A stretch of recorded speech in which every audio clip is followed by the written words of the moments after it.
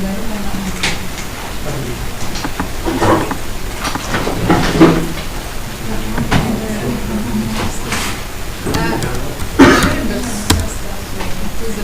the left? Okay. I would have thought you can see that.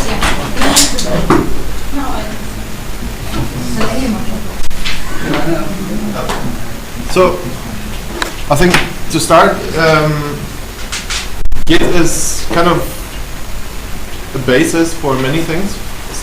So, I would say it's not the most exciting tool to learn, but you will need it in everything you do. So, any development job, you will need Git. Whether you do HTML, JavaScript, you do some other language, you will use Git. You can, I don't know, if you go study and you write your thesis, you can use Git. It's a very versatile tool, and there are sort of different workflows where it's really useful, and we will start from sort of simple to more complicated workflows. And in the most basic setting, what Git does is basically it allows you to save at a certain point and say, I want to mark the work that I have done up until now, and I give it some description of what I did so that I can later remember. So you basically, when you work in an editor, it's good practice anyhow to save fairly frequently, because I don't know, you might run out of electricity or something else might happen, and if you didn't save to hard disk, your work might be gone. So basically, you have a point where you say, I save here, and then you do some more work, and then you save again, and so on. And normal editors, they just allow you to save on the same file, and okay, you can go back a few steps usually, but what Git allows you to do is actually, when you have done all of this work, you decide suddenly, I actually don't like what I did here, so I want to go back all the way to here. And that's the kind of thing that, or one of the things that Git will allow you to do. So a more common use case, at least for me, is I got to that part and it doesn't work as it worked before, and I don't know why, so I'm going back and start again. So let's see. So the most basic way, is this big enough for everyone?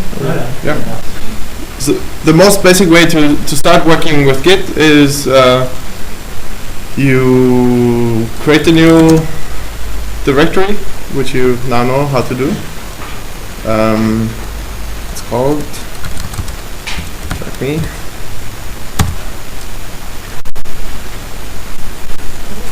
What's with your name now? Okay. I think it's because it's that, yeah. Where's your plus? Yeah, it's my first. It's good. Yeah, you found it? Yeah. Okay. So you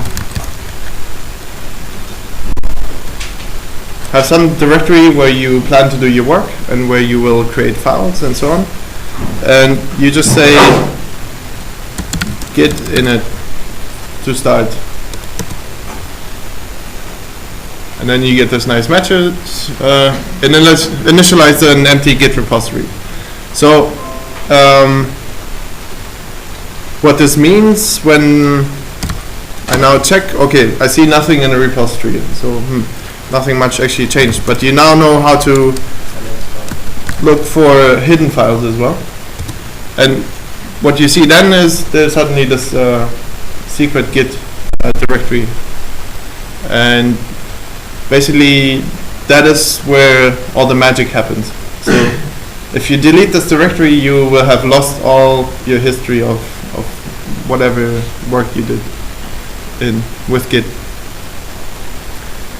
And once you have initialized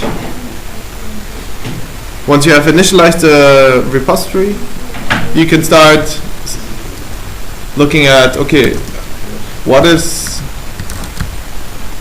the status that Git sees at the moment. So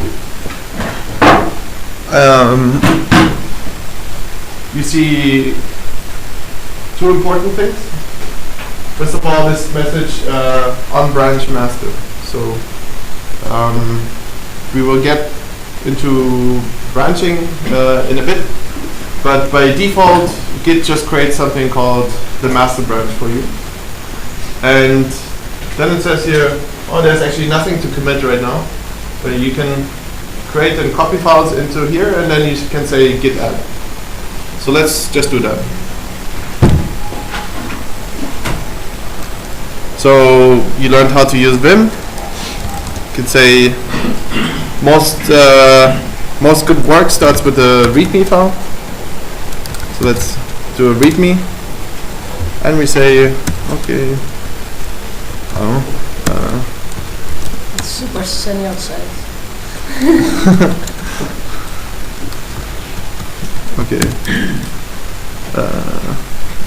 Your keyboard. Wow. If you want to change the layout to like English, I think it's easy. I'm happy. Yeah.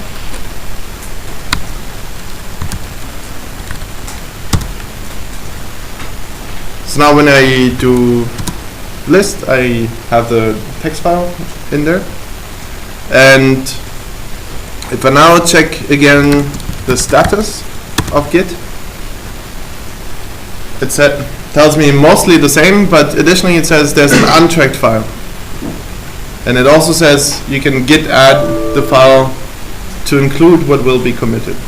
So when you work with Git, the files that you have in your Git repository or Git directory, they can be in 3 different states. So let me add another file. Most code directories have a license. So let's say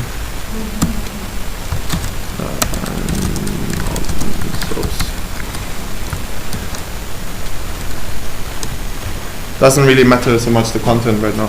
So when I say git status again, I now have 2 untracked files in there, as one would expect. And I can now say git add, I want to add the readme. So since it tells me those 2 were the untracked files, I now added the readme. It should now be a tracked file, right? So if I look at the status again, you see the distinction. So this was kind of like before. So the license is still untracked. We didn't do anything with it, but we added the readme, and it says changes to be committed. So actually, up until now, nothing has been tracked in this kind of history that Git uses. So we can do that by saying git commit, and people do it different ways. So every time you commit something with Git, you have to leave a message of that somehow explains in very brief words what you have done. And some people use it like this. They say git commit, and then an editor will open, and you can. This is now Nano's configured. Let's do. Yes, I was too lazy to change it to them. Let's do.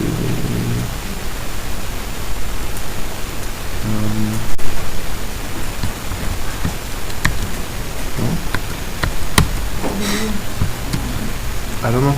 I don't know how to exit Nano. To exit Control X. No, I'm in a search and replace mode. Okay. But it's Control X. Okay. Let me just do this.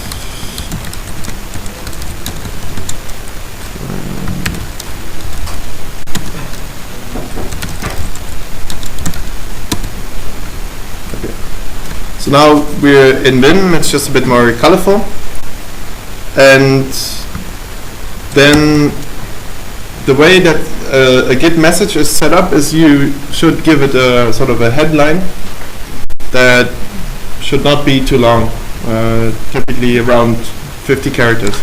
So I could say, and you should describe what happens in this commit. So in this case I would say add readme would be simple enough. And when I save and quit the editor mode now, then it tells me, okay, I see my message again. It tells me one file was changed. Mostly some text was inserted, and it created a save point for the readme, basically. So when I say now git status again, you know, so okay, there's still the license file that's untracked, but otherwise the readme that we saw before here, when we added it, the readme was still sort of in the messages, and this is now gone. And so those are sort of the three states that a file can be in for Git. So it's either it's a file that is new and Git realizes that a new file is in the repository, but it doesn't care about it. Then there's you have added the file. So then Git starts to look into what changes are happening to this file, and that is called the file is staged when it's at that point where it's not yet committed, but Git already knows about it. And then there's the committed file, and so we can do the same thing with the license. So git add license and status.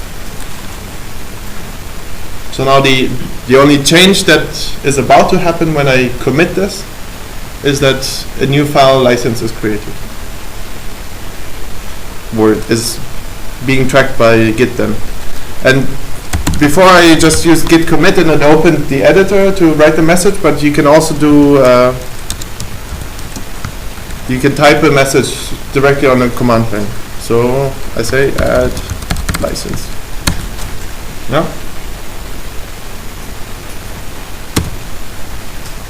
And again, it's created, and when I say now git status, it tells me working directory clean, nothing commit.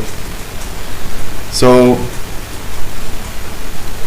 when I look now in the directory, okay, there are the two files, and the only difference between basically working with the files plainly or not is that when I now start making changes to these files, then Git will help me do this in a consistent way. So let's say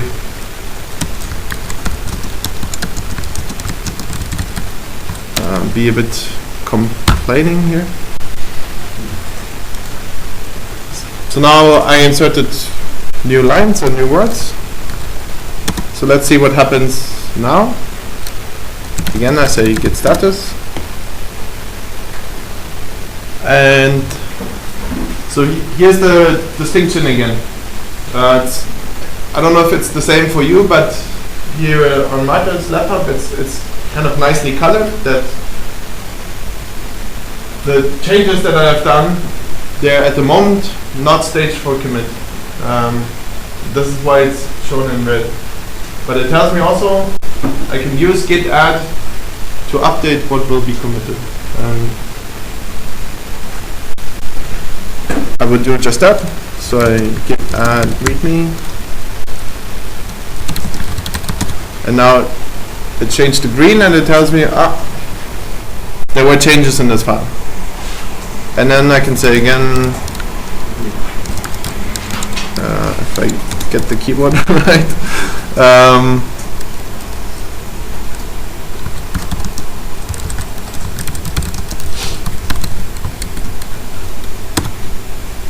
Okay. And now my working directory is clean again. Yeah. And the important detail, what I put down on the board there is I can now look at what I have done in the past.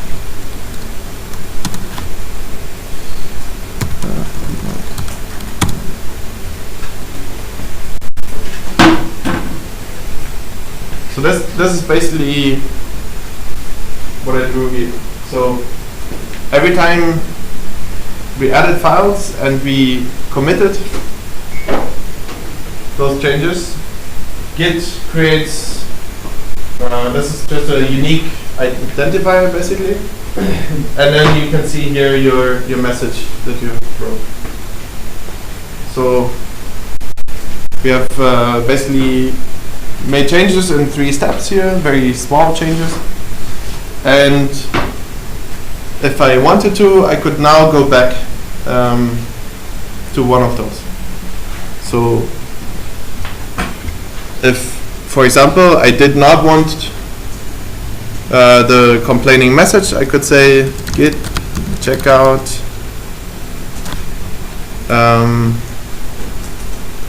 let's go back to this one here.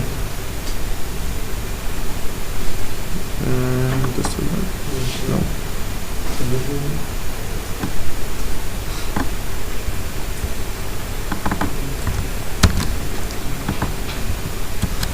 So I don't know how it is in Git Bash on Windows. If I want to mark something and copy it and insert it, instead of normally in an editor you would say Control C and Control V. In the terminal it's usually Control Shift C and Control Shift V, but it might be different for Git Bash. I'm not sure. Maybe you can try it out.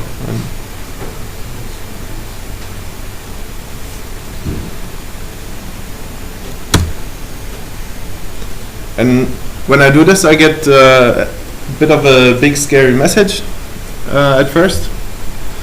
Tells me I'm in detached head state, which sounds very confusing. But it also tells me here, head is now at this unique identifier. And we saw before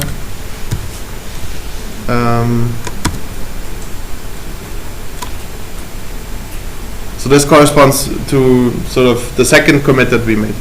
So we're in the state, since we at that commit we kept everything clean in our directory. Everything is fine here basically. But now I only have these 2 steps left in my history because I went back to one of them, and I could now say let's try something new. I didn't like this latest thing that I was doing, but I would like to try and do something else. So how about we get some alternate path where we can keep this one around, but we want to try something else in the meantime.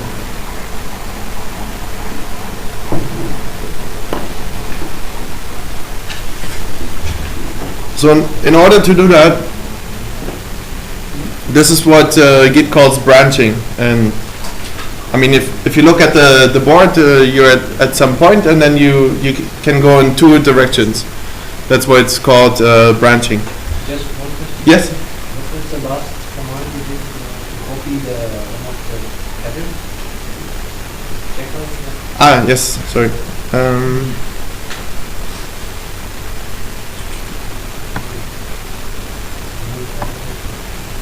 So, and then this unique identifier. Yeah, they also sort of shortcuts, but I don't want to go there right now. We need to delete all the next coming on. No. So what I can do now is I can. So remember we were on the master branch. So I can say Git Checkout Master. Then it will bring me again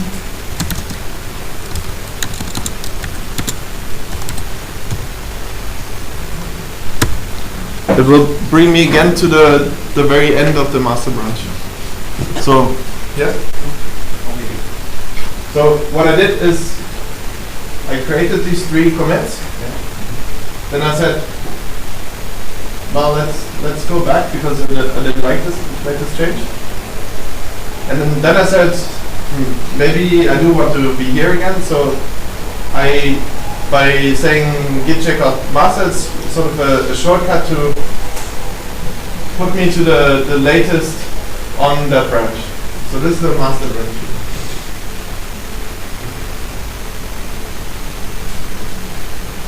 And then, so it says here, your previous position was this commit, which was that one. Yeah. And now switch to branch master. So we're now at the latest position again here. And when I look at the history, now all 3 commits are here again. Yeah. So let's. I could have created a branch here, but okay, let's just go from here. So now let's say yes. Is there a specific command for git log windows and git log -- on One line. Sorry. Where do you come One line. this one line? Oh, one line. Because there's also a git log that shows you a lot more information, but that's not very important right now. When you say Git Checkout Master, you lose the other branch or is still stay okay? So I didn't actually create a branch yet. So I will do that now. It would stay, yes. So the way to create a branch is Git checkout again, but this time with -b for a branch. And then I have to give it some name. So the first branch that Git creates by default is the master branch. And then now I would say, let's create a feature branch. So I want to try something and sort of explore, and either I will keep that branch or I will not keep that branch. We'll see. So let's call it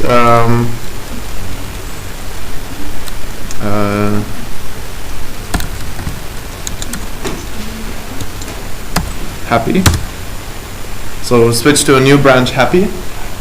And if I now say git log again, we see we're at this exact same point in the history up until now. Because I created a branch, but I did not commit any changes to this branch. So let's do that. Since I called it happy, let's be a little happier. Happy branch has nothing like that. I mean, the branch happy doesn't have a license, doesn't have a license. Actually, it has all of that. Has?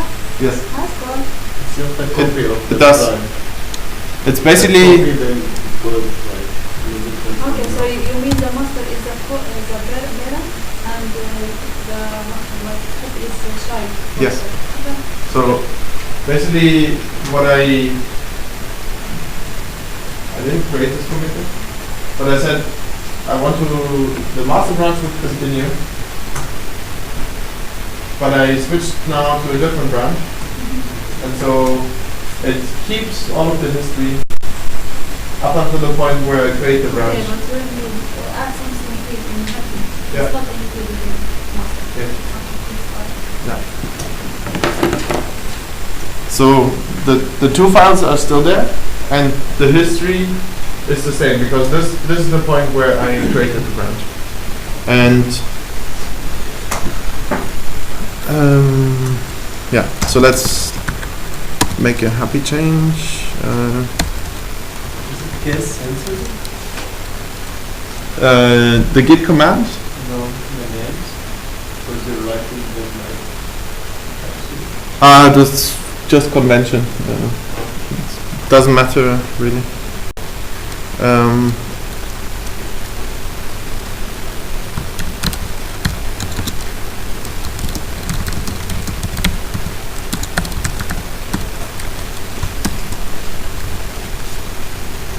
So now I change the line,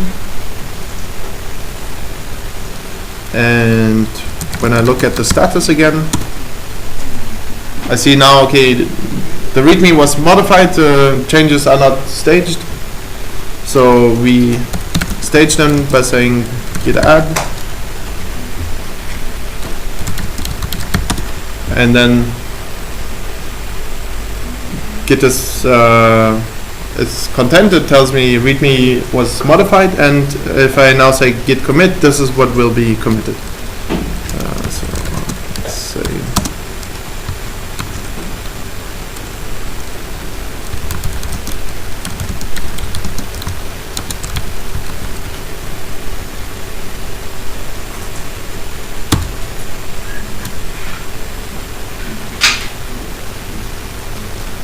and if I now again look at the history, then obviously a fourth commit has appeared here. It has a new unique identifier, and so we create this one, and I can now go back to the master branch and I can continue working there as well. So first of all, let's look at the branches that are there.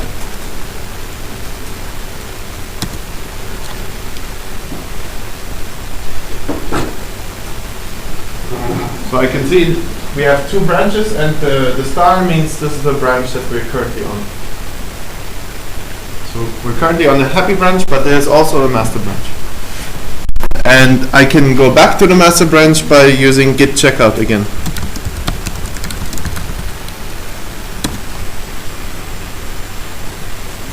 And if I now look into the README, it's in the old way. And if I look at the history of the master branch, it only has those 3 commits, as we would expect. And I'm sorry, I'm trying to go a bit fast because we only have 1 more hour now, and it's a bit to cover, but if there's something unclear, just keep asking because it's quite important. But I will also, at the end of it, I will post on Slack sort of 2 interactive tutorials. So they basically, they will go over all of this again, and they will be so in your browser you can play with the commands and you will get some feedback and so on. Yeah. Yes? At which point was the happy branch created? You didn't put a specific command in to create the happy branch. Did you already create it automatically as soon as you... I did actually...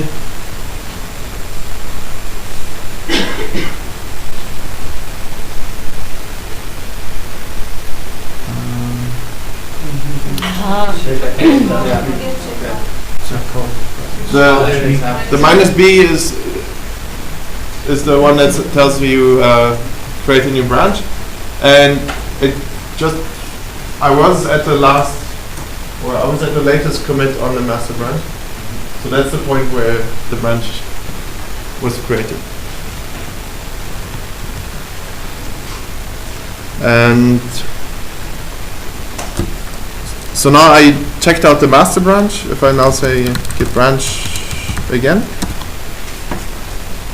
we still have the 2 branches, but the master is the active one.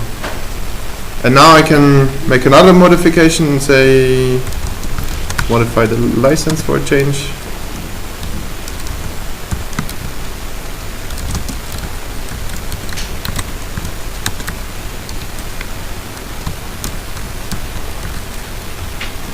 So I changed my license, which is a pretty evil thing to do when you code.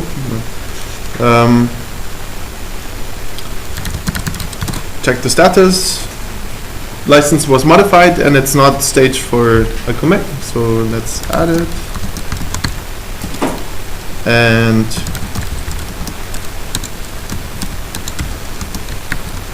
create a message for it.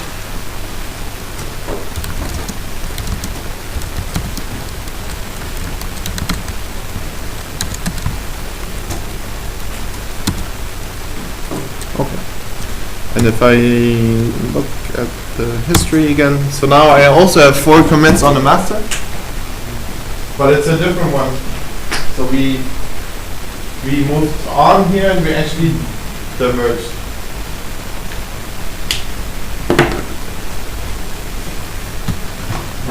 And let's make one more modification.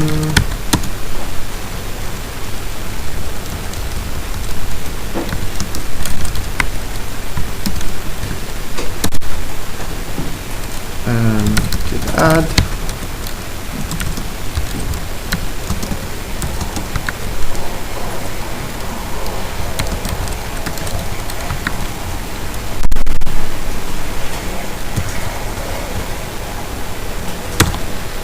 So now I have 5 commits on the master. And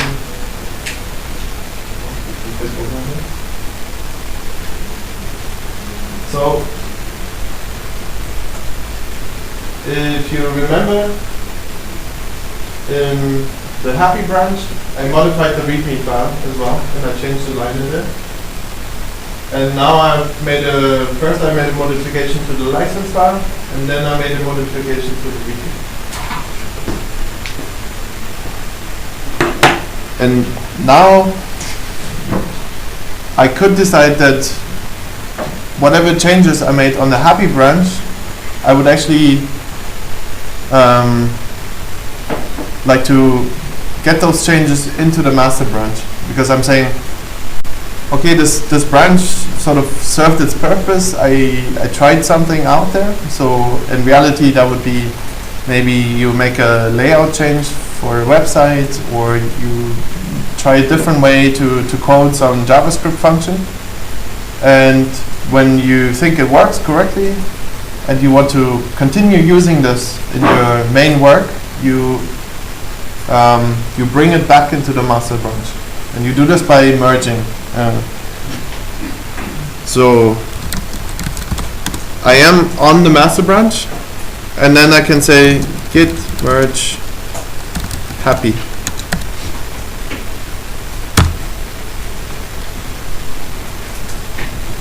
And Git will try very hard to automatically identify sort of where you made the changes, and it will try to automatically sort of combine the 2 files, so the 2 versions of the same file, in a way that is sensible. But sometimes these conflicts happen. So there's a merge conflict in the README, and I now have to go in manually and fix that conflict. So the way this looks is the following. So head is the last state of the branch that I'm currently on. So this is where I'm at with the master branch, and Git just has this way of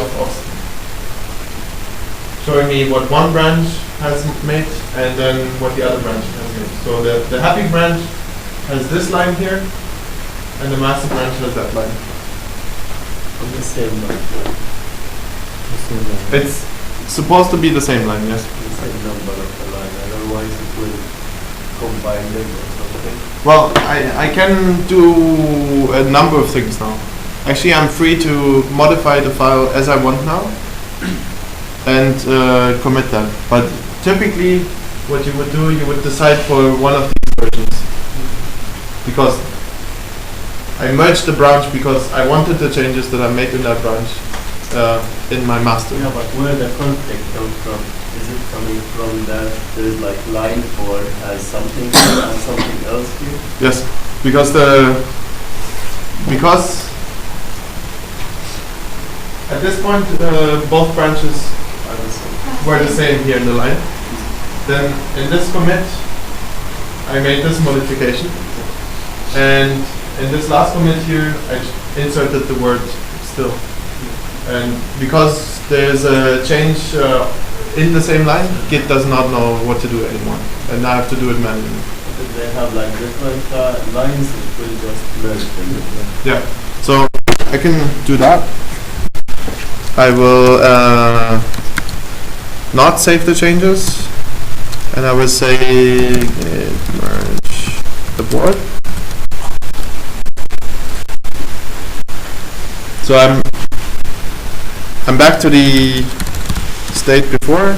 I'm still on master, so let's make a change on happy.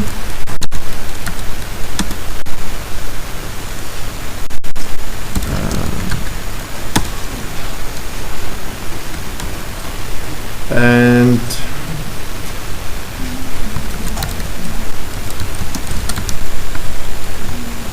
I just add another line here.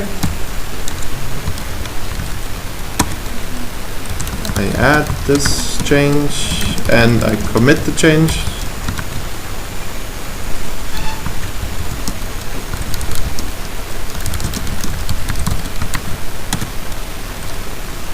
And then I go back to the master branch.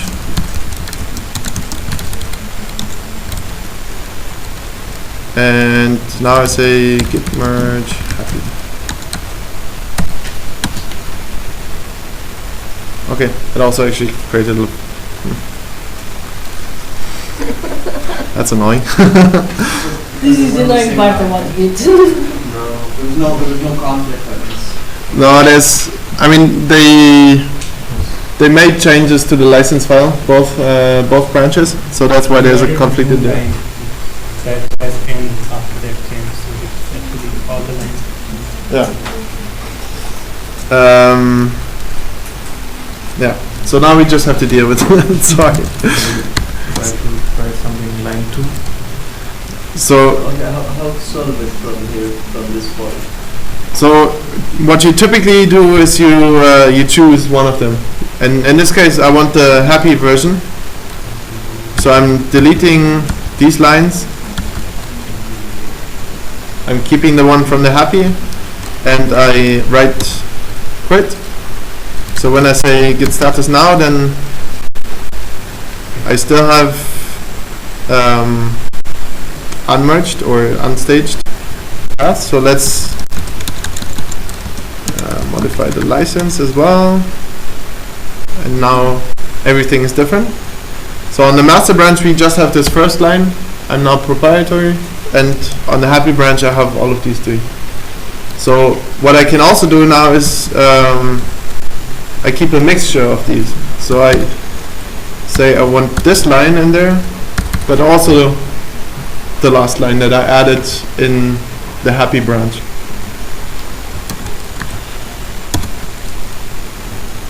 And then I have to add, and if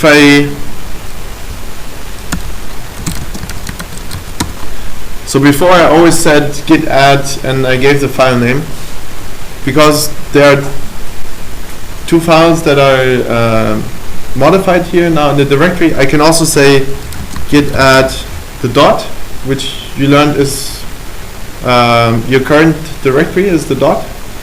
So I'm adding everything that's modified in the directory. So that's just a shortcut basically. So you can see now both are about to be committed, and then I say merge I believe. No. It's just it's a merge commit. Okay. So now I said git commit, and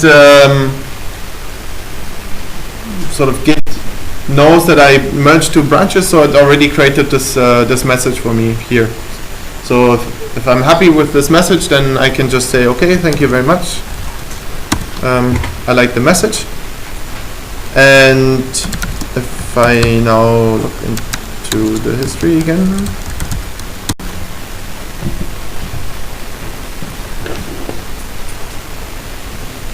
now all of a sudden my history consists of 8 commits. Even though on a master branch I made 5 commits, right? But what happened is that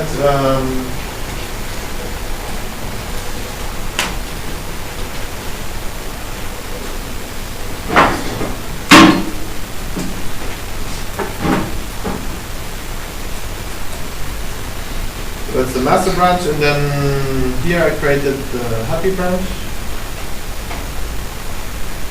and I created 2 commits, and then I merged the happy branch, and I created another commit.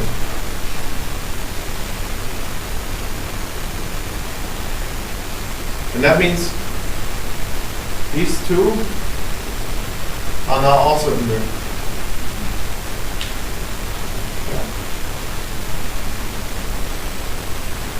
So that's why the history of the master now includes this, and that's why there are 8 commits now. So we have 1, 2, 3, 4, 5 in the master, 1, 2, 7, and then the merge commit makes the 8th one. And if you are just working on your own with your own laptop and you work on a coding project, this is pretty much all you have to know about Git. But we will talk about more, because very likely in future you will not only work on your own, but you will have to work together with other people. But this is the basis of it. You try to, the best advice I have is you try to make your commits kind of small units. Like, I create this new function, make a commit with a message, what this function does.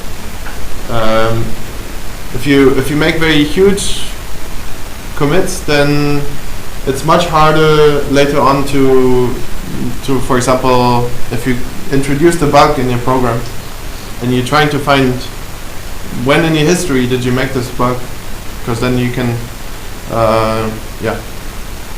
find it more easily and solve it more easily. If you have a commit where you change 20 files at the same time, then it can be very hard to identify where this problem occurred. But if you have very small units, then of course your history will be longer, there will be more commits, but at least you know I made this only the small change in each commit, and I can very easily identify where I introduced the bug, and then I can try to resolve it. So we have 5 minutes, wow. So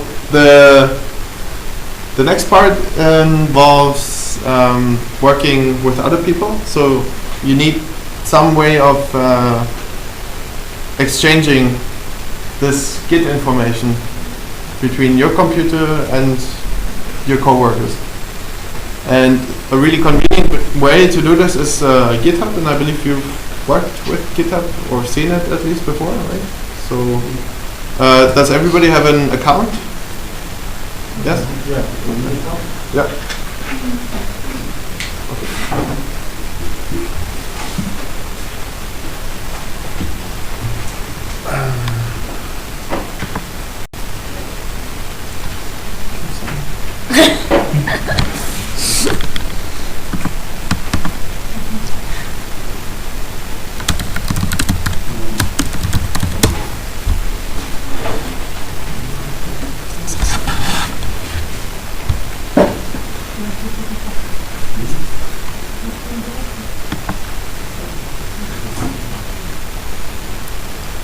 So this is kind of what it should look like for you when you just open github.com and you signed in.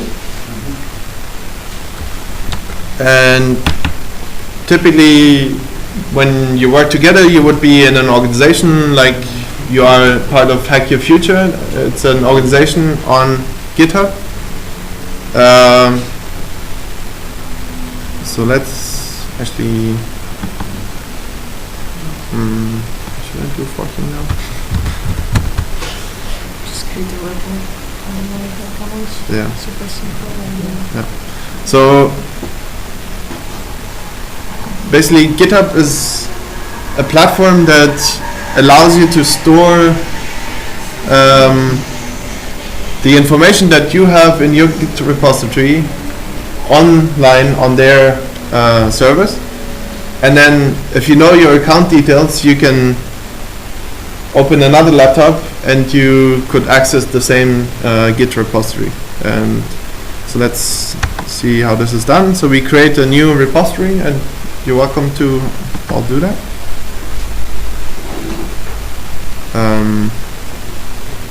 You have to give it a name.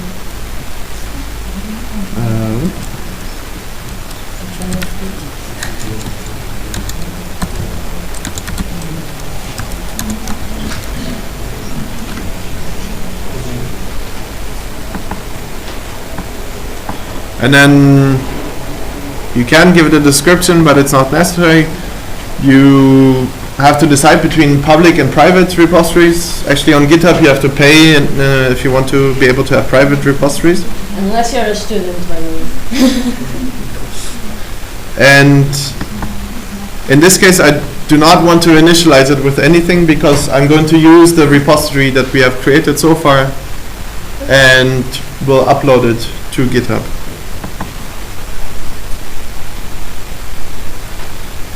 So GitHub is actually pretty nice. It explains a lot of the things to me. So if you have problems with Git, the help pages of GitHub are actually really good. So at least I find the articles very well explained, and you can look up how to do certain things there. So we already have a repository, so I don't need to go through the steps of creating a completely new repository.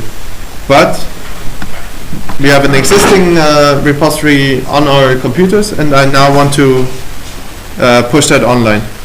So what it tells me to do is this, and I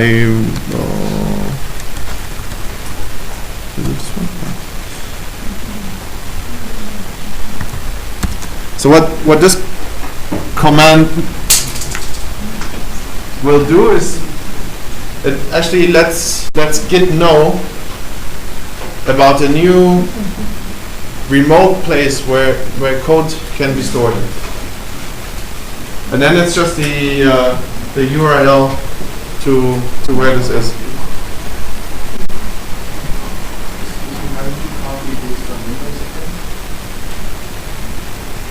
Well, in the browser you use you mark the text and then you say Control-C, and then to insert it into the terminal it would be Control-Shift-V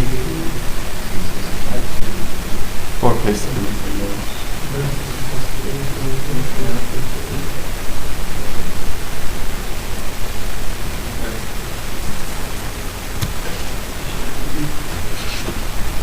And it's not very spectacular, so nothing happens. So let's check out the remotes.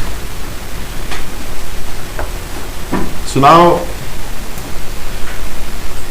this URL, which I put into the command before, now has been given a name, origin in this case, because I said here git remote add origin. It's not super visible, but you can guess its origin. So this is the name, and I would be free to change this name to whatever I want, but it's sort of the common practice to call that place the origin of the code. And you have a URL for fetching and pushing, and we will get to what those are. Oops.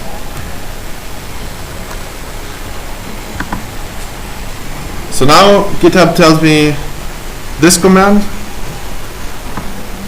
and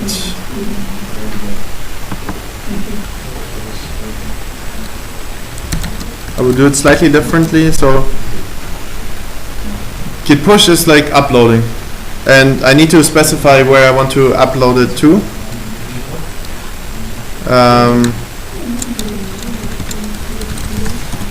So I'm on my master branch, and I want to push the master branch to GitHub. I think I pushed the happy before I put the master. If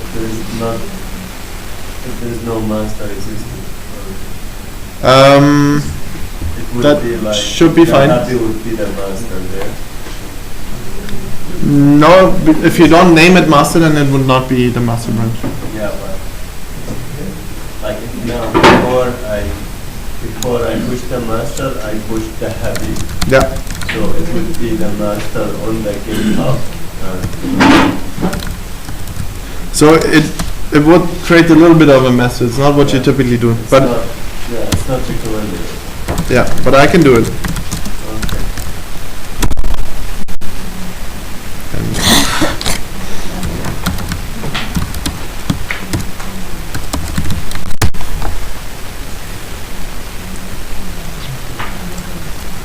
I hope actually it stores the token and then I have to do that.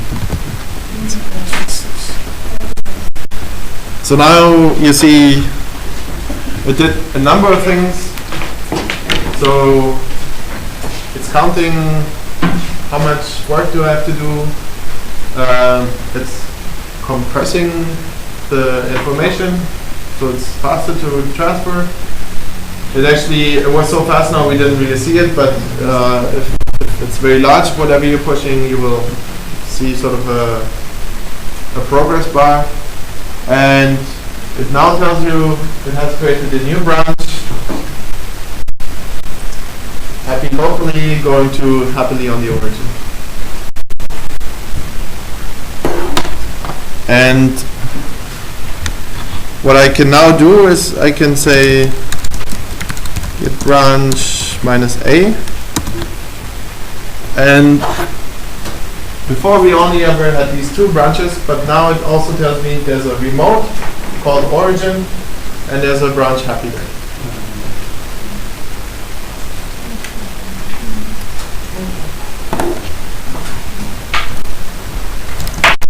So let's do the same for the master.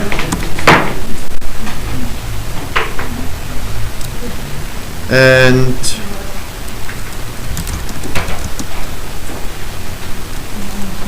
I will do one different thing. So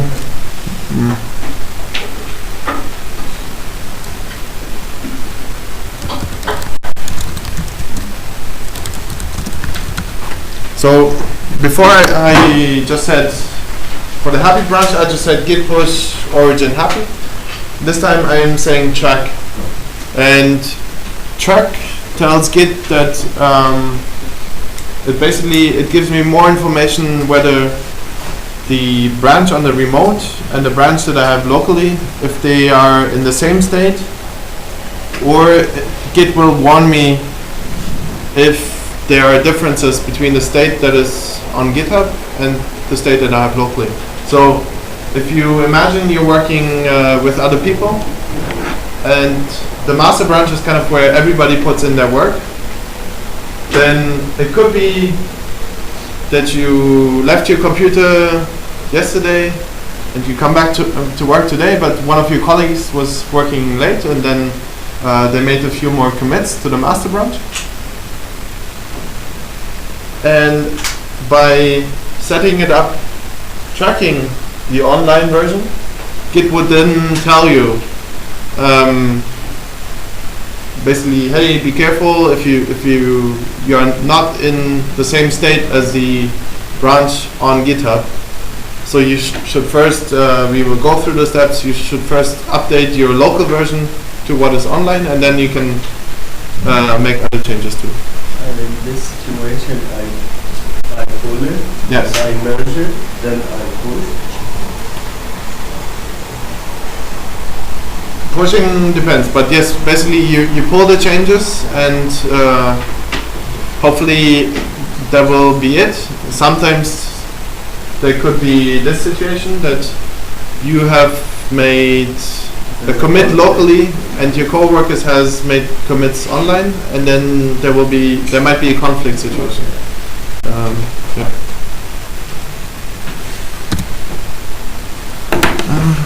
Set upstream. Sorry.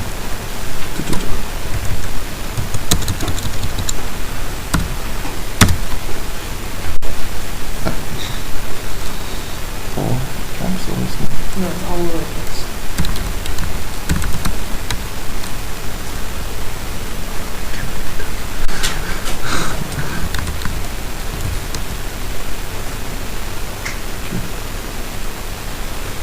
Right. And it's basically the same message, just that Git lets me know that the branch is tracking the remote branch. So that's this minus U I used up here. And if I look again now, I now have 2 branches online. And I could now say I have already merged the happy branch into my master branch, so I don't really need it anymore. So I can say git branch -t happy. So -d is for deleting, and then delete the branch happy. If I again look at the branches now, then I see the local happy is gone, but the remote happy branch is actually still there. So it's also a safety. I could now decide, actually there was something maybe that was important to me in the happy branch. So let's check it out.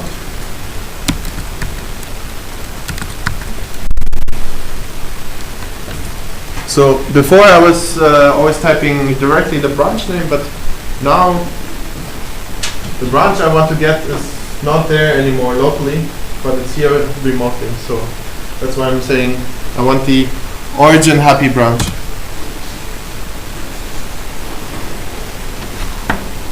And now it's giving me this scary name again. That's basically, if I look at the history, I'm at 5 commits, so I'm back in this state. And simply what I can do is what it tells me here. I can simply create now locally a branch with that name.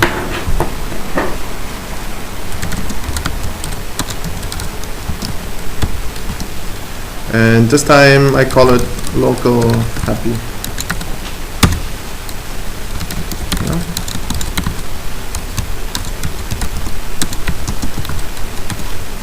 And now I have the 4 branches again. And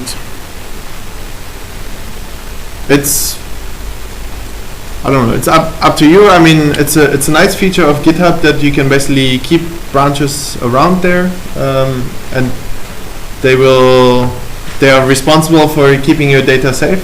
So it's a good way to keep your data safe. But of course, if you have 40 branches or something, it becomes also a bit messy. So at some point you might decide, okay, actually the work I did in the happy branch is not important anymore, and then I want to delete it both locally and also remotely. And to delete remotely, you would for some reason say push,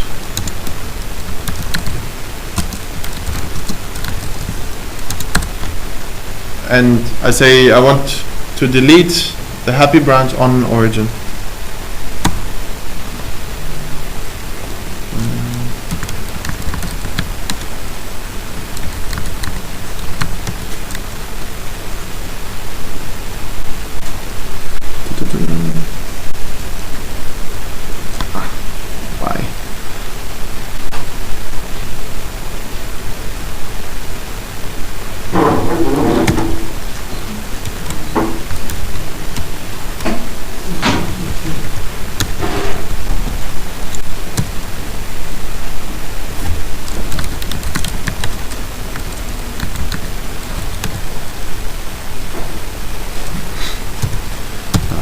type in one.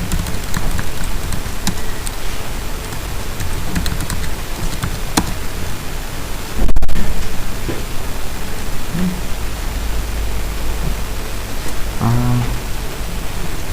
wonder if that's... So let's do the following.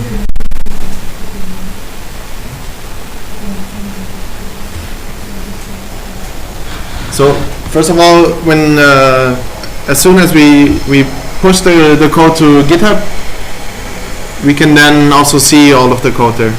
So by default, GitHub will display whatever's in the README file. So you can see the contents here. And so what happened actually, so that goes back to your point. Because we pushed the happy branch first, it made it the default branch on this repository. So instead of the master branch as it usually would, and that is, I believe, why it doesn't want me to delete it.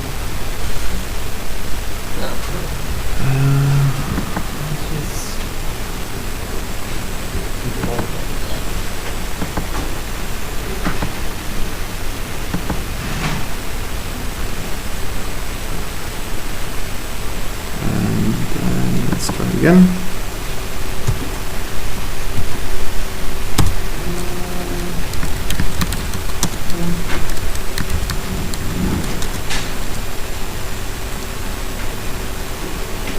Yeah, okay.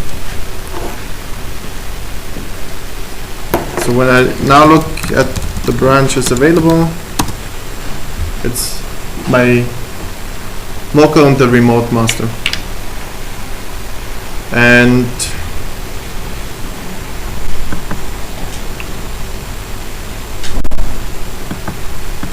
Git also lets me, I don't know if you tried that already, you can also make modifications directly on GitHub through the UI. So I could just to sort of simulate that a coworker of yours has now made modifications that you don't have locally yet. I will edit this file.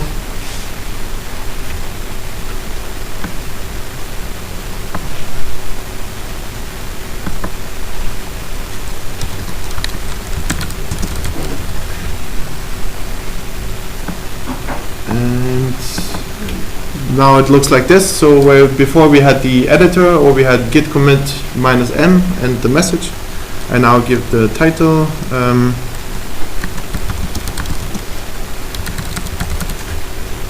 and I say git commit changes.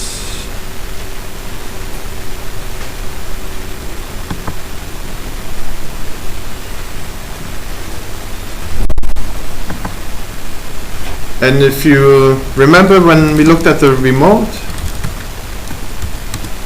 there's this push address and there's the fetch address. So Git Fetch is a way to check what happened online without actually pulling any of the changes into your local repository yet. And the difference between the two branches was that the master branch is tracking the online changes, so it's enough for me to say git fetch. If it was not an online tracking branch, a remote tracking branch, I would have to say git fetch, and I would have to say I want to fetch origin. But since it's a tracking branch, I can just say git fetch. And it now downloaded these changes.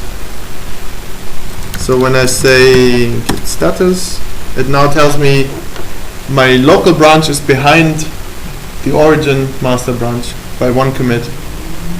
But there are no conflicts, so I can simply say git pull, and it adds this one commit that we did online to my branch locally.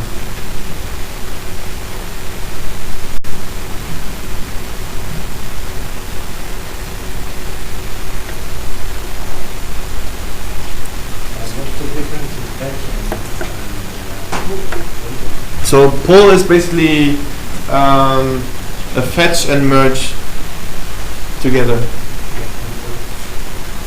You just copy. There is another command like clone, git clone. So git clone we can do in a moment. Git clone is to basically, if you do not have the whole repository on your local computer, you would say git clone and you get the whole repository. Yeah. Yeah.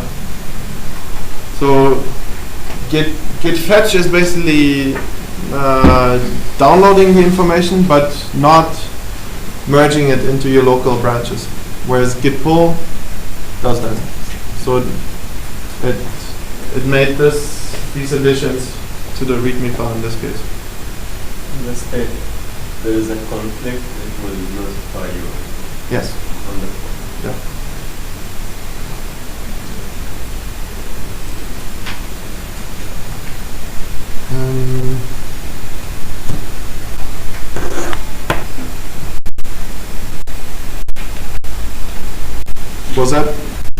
Were you okay with following that, or many questions right now? Or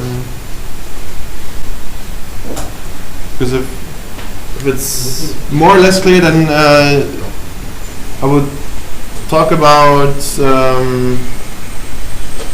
one way that really makes sort of the GitHub platform a very active community and makes it a really great place to exchange code. So at some point in your career, you will probably come across the situation that you are working with some code that somebody else has created, and you find a problem.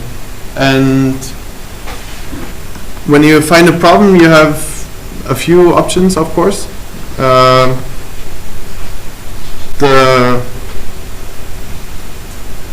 The easiest option is to say, I give up. I'm not going to use this code anymore of this other person.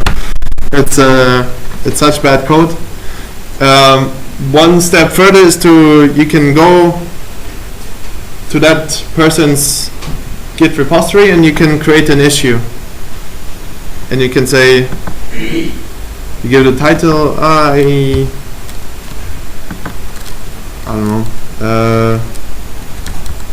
function X returns the wrong type, and then you give them a useful description, like what were the steps that you took that made you discover this problem. So you report it to the owner of the code, and you try to make it as easy as possible for them to reproduce the problem, and then that allows them to very easily find a solution. And probably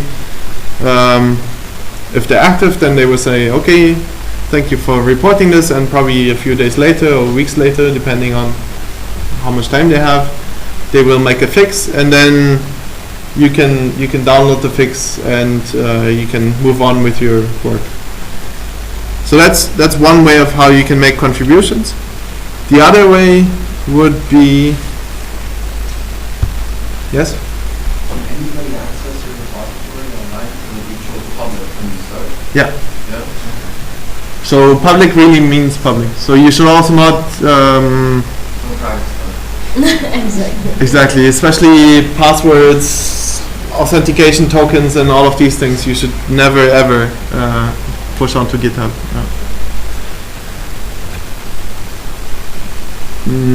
How do I do this now? I would need a different account. So basically the other way is if you feel really motivated, or you spot a problem and you immediately see the solution, and you're lucky it's an open source repository, it's public, you can go and you can say, I want to fork this repository. I think you want to log in with your accounts. No, I think it's okay. Let me just go to the actually Hack Your Future and fork one of those.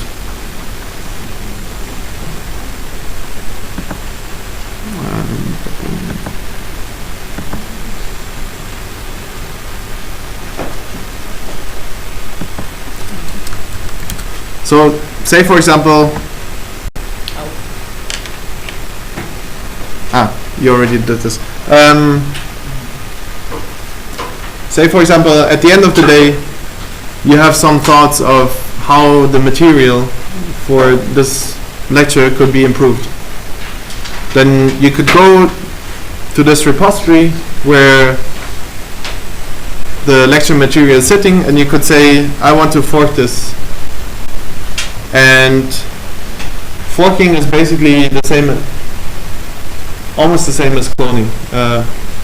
Forking means it will create a copy of the repository in your GitHub account, and then you can clone it from there. So Marta has already done this. It looks like it. No? No, it's from the Amsterdam repository. Okay. So I will fork this, and then GitHub will ask me where should it go to, because she is member of other organizations too, but we want it in her private account.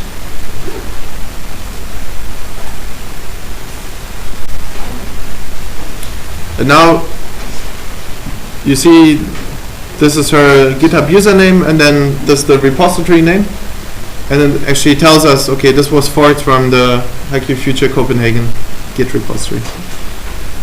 And I would then clone this. So I copy this link, I go out of this current Git repository,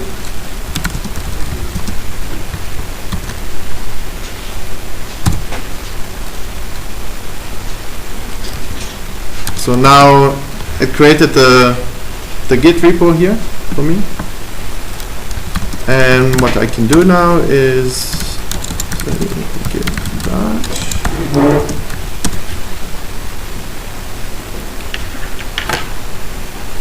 So there's my current master branch locally, and I also see the origin branches.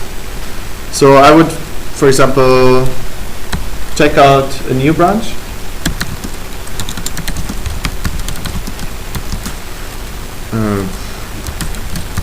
Call it correction, and then make a change to the README.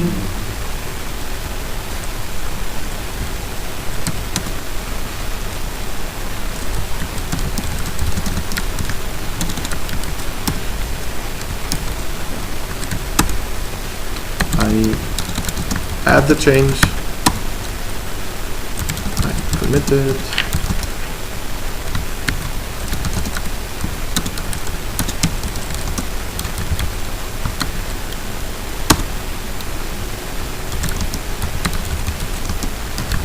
So I have these branches now, and what I do then is I want to interact between the two repositories on GitHub. So first I push the branch that I have created now locally, and I make it tracking just because it's more convenient.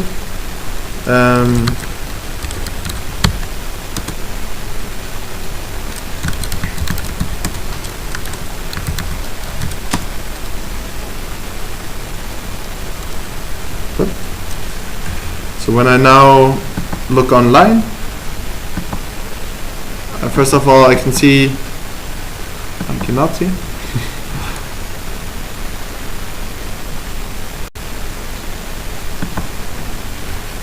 So after reloading I can see the two branches there, and already the GitHub platform realized that we recently pushed a new branch here, and it already gives me the option to compare and pull request. And when you do that, it shows you what kind of changes happened in which files, and it does so in relation to whatever we choose here.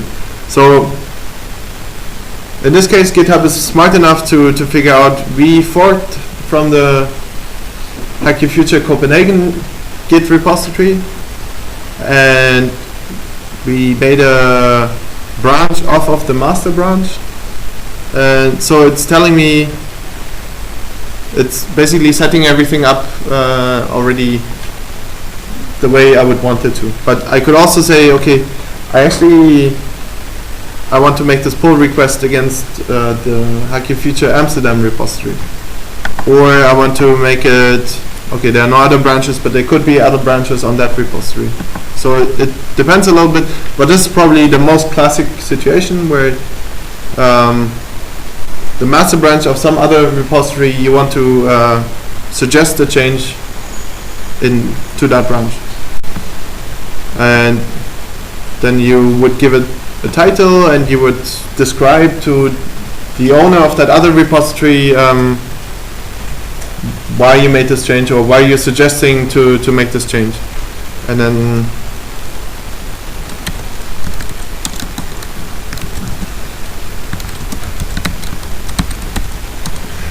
so that's a bit mean, but I could say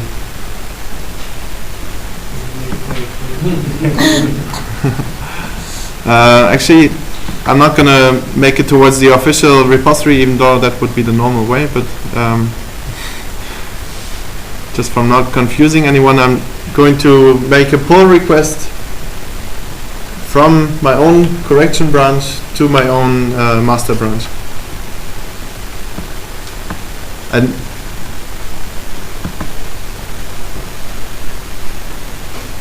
when you do that, you can see what you have done in the list of open pull requests of that repository that you made the pull request to. In this case, it's the same repository, and because in this case I am the owner of the repository, I can also now decide to merge this pull request immediately. But normally this would be then in the hands of the owner of that other repository, of course. And they might write some comments here because they're not happy with the way that you made the changes and so on. So I would say that this is sort of the maximum level of contribution that you can make to another repository. The easier way is to report an issue, but it's, since most people do open source software sort of or a lot of open source software is done in spare time of people, it's very much appreciated if you improve them. And basically when I now say merge pull request, I can change the message if I want to, but I don't have to. Then this is the same thing that we did here locally. So it's nothing else really. Just that we do it through the GitHub platform, where we have the option to interact with other people's repositories and leave messages for each other and so on. And actually, I didn't show this to you, but there's a way to also, for example, leave comments directly on the line and say, hey, I think there's something you should still fix with your pull request before I will accept it and merge it. And yeah, but in this case it's all fine, and then I can say delete branch, we don't need it anymore. And when it's deleted,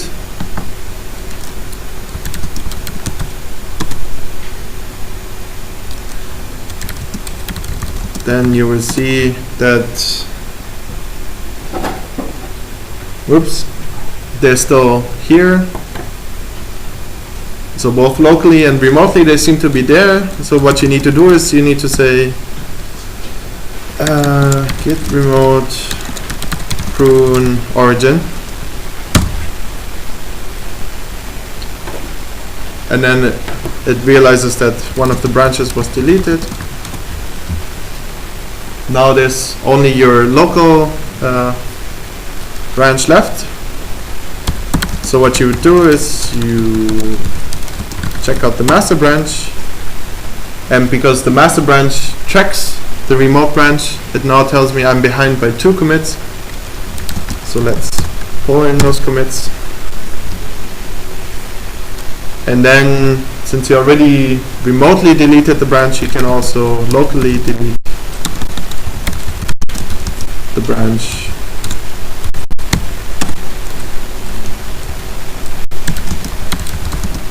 And then everything is kind of clean, everybody's happy, and you can continue work with that. Or you can also say at that point, okay, I made a change, I don't need this repository anymore. And you can delete it if you want to.